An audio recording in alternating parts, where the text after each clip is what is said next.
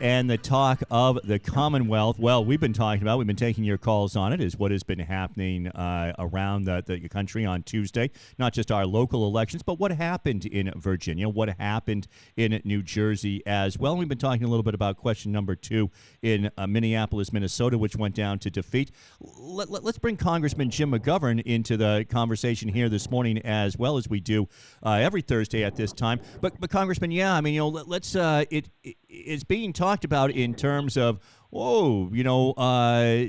did the Democrats lose the governorship in Virginia because of dissatisfaction in part with President Joe Biden, and your take on what happened in Virginia and what it means politically? Well, I think, look, this is an uncertain time for people in this country, and I think people are looking for elected officials to take action, to do something. I'm not sure whether it would have made a difference had the House and Senate passed the infrastructure bill and the Build Back Better bill, but I think it would have helped. People want their government to be effective, and I think ultimately Congress will do the right thing. But I would have preferred that we had done it a couple of weeks ago. I think that would have helped. The other thing in Virginia, which was interesting, was there was a lot of focus on a non-issue. The Republicans made a big deal about critical race theory, and the reality was that it's not being taught in any Virginia school. So they kind of played the race card, unfortunately, and Terry McAuliffe didn't do a very good job of kind of putting it in perspective. Let's talk about the schools a little bit. So critical race theory was definitely one part of it, and that is being taught in colleges. You're right about the fact that it's not being taught in the public schools in Virginia. But what I think that if I walked down I know I use this example all the time, but if I walked down the street, I asked 100 people what critical race theory is, I think that I might get 100 different answers.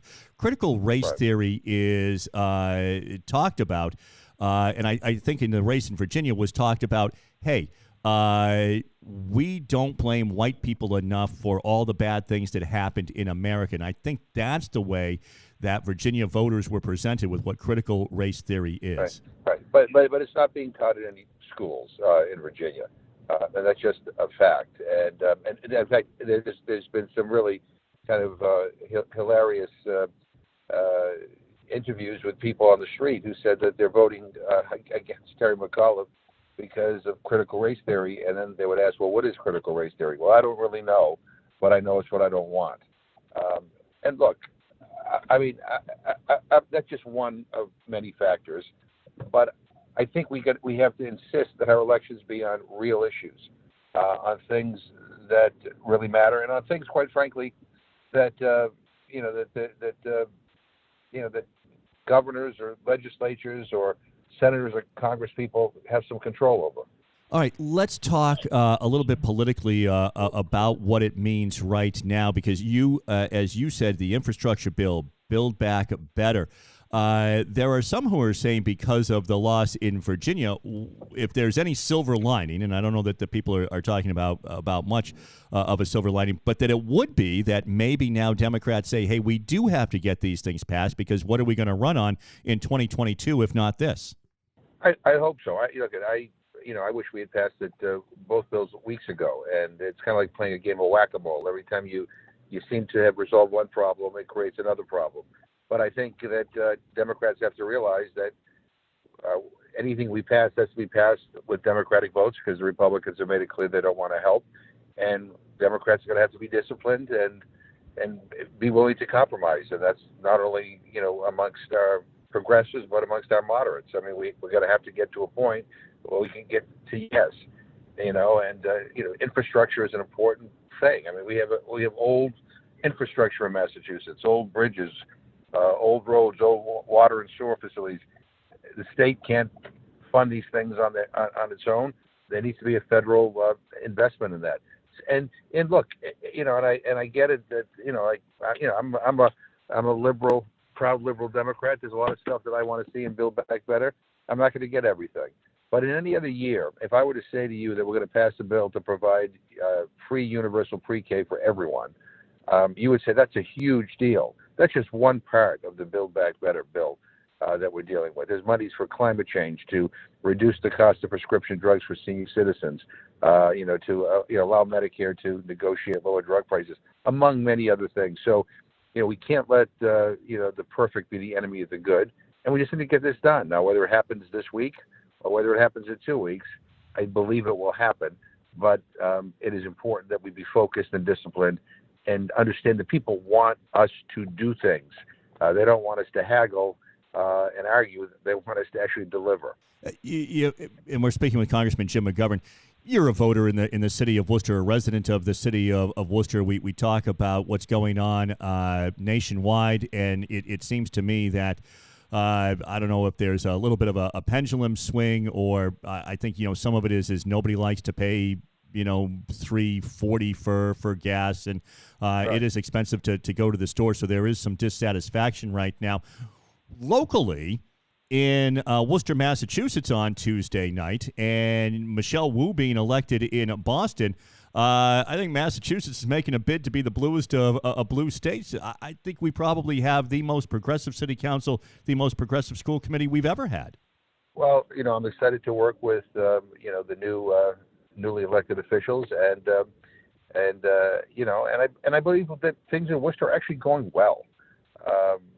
You're right. We're all concerned about inflation, and we're going to have to figure out how to deal with that. I mean, there are a lot of things that are out of the control of government that are impacting inflation, and again, we're still coming out of this horrific pandemic that we're still not finished with.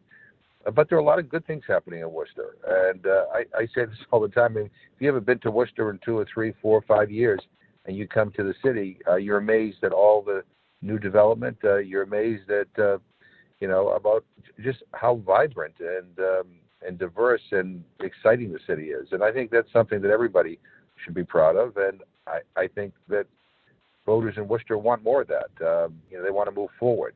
They don't want to get caught up in old battles or go backwards. They want to go forwards. And so it'll be an interesting time with the new city council, the new school committee, and Joe Petty won a great victory. So I'm looking forward to working with them. And by the way, there's some really exciting people that have been elected all across my district, and so I'm excited about working with them as well. Let me ask you something that I don't think we have touched on in these last few weeks. When it comes to Facebook, and I think each of these social media organizations is a little bit different, but when it comes to Mark Zuckerberg and when it comes to Facebook, what is their legal duty? What's their ethical, moral duty to the people of the United States to make sure that disinformation is not being spread? It seems as if I read what has been leaked correctly, Facebook is like, so there's 1-2% of what we put up, or however much percent is misinformation. It's not that big a percentage, but I mean, they've got 1 billion users. 1%, 2%'s a lot of people. Yeah, I mean, look, at Facebook, in many respects, is out of control in terms of the misinformation that gets spread on their pages. I mean, it's ridiculous, and that misinformation was exploited by the Russians in the 2016 election. We all know that. I mean, that's what the FBI and the CIA have said. Those are Donald Trump's FBI and Donald Trump's CIA said that. We've seen how Facebook was used and manipulated on January 6th. Lots of misinformation was put out there to get people, to a point where they, use violence against the United States Capitol and, essentially try to stage a coup. And that misinformation continues to be spread after January 6th. Look, the bottom line is, I think Facebook's attitude is, look, whatever helps make us money, we're fine with. And really, that's irresponsible. They're too big. There needs to be better oversight. They do have a moral and ethical responsibility that they're not living up to. And I think Mark Zuckerberg is just an egomaniac who really, quite frankly, doesn't give a damn about anything other than money. And I think that's sad. But we're going to have to figure out ways to not control, but to make sure there are checks and balances. And right now there are none. Is that something that Congress can act on? Yeah, I mean, there are hearings going on right now trying to figure out how best to proceed. But the status quo is unacceptable.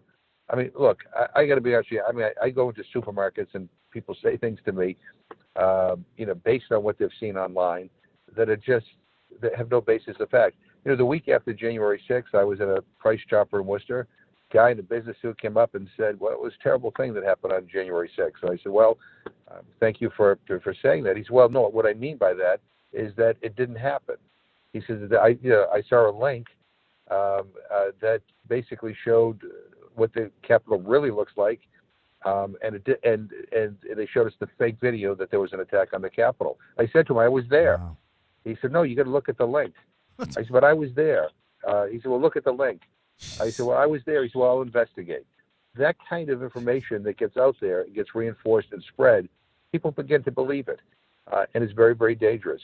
Truth is important if we're going to maintain our democracy. And again, whether you're liberal, conservative, moderate, whatever, Democrat, Republican, we all ought to be interested in the truth and facts. We can argue over policy, but facts are facts. And unfortunately, Facebook has become a place where untruths are easily spread, and it's dangerous.